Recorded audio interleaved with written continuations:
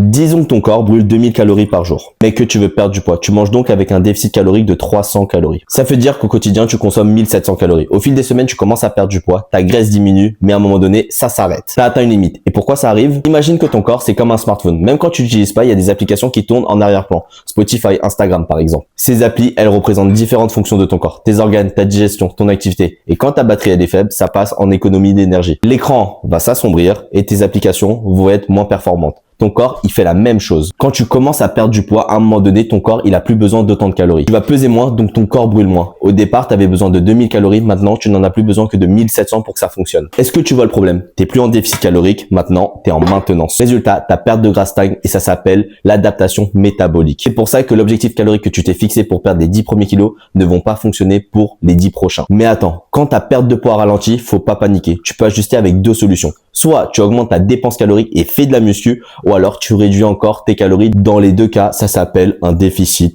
calorique. Donc si tu arrêtes de perdre du poids, c'est pas parce que tu as échoué, c'est parce que ton métabolisme s'est adapté. Donc, si tu veux continuer à perdre de poids et tu as des questions, n'hésite surtout pas, mes suivis sont dispo dans ma bio. Disons que ton corps brûle 2000 calories par jour, mais que tu veux perdre du poids. Tu manges donc avec un déficit calorique de 300 calories. Ça veut dire qu'au quotidien, tu consommes 1700 calories. Au fil des semaines, tu commences à perdre du poids, ta graisse diminue, mais à un moment donné, ça s'arrête. Ça atteint une limite. Et pourquoi ça arrive? Imagine que ton corps, c'est comme un smartphone. Même quand tu l'utilises pas, il y a des applications qui tournent en arrière-plan. Spotify, Instagram, par exemple. Ces applis, elles représentent différentes fonctions de ton corps. Tes organes, ta digestion, ton activité. Et quand ta batterie elle est faible, ça passe en économie d'énergie. L'écran va s'assombrir et tes applications vont être moins performantes. Ton corps, il fait la même chose. Quand tu commences à perdre du poids, à un moment donné, ton corps, il a plus besoin d'autant de calories. Tu vas peser moins, donc ton corps brûle moins. Au départ, tu avais besoin de 2000 calories. Maintenant, tu n'en as plus besoin que de 1700 pour que ça fonctionne. Est-ce que tu vois le problème? T'es plus en déficit calorique. Maintenant, t'es en maintenance. Résultat, ta perte de gras stagne et ça s'appelle l'adaptation métabolique. C'est pour ça que l'objectif calorique que tu t'es fixé pour perdre les 10 premiers kilos ne vont pas fonctionner pour les 10 prochains. Mais attends, quand ta perte de poids ralentit, faut pas paniquer. Tu peux ajuster avec deux solutions.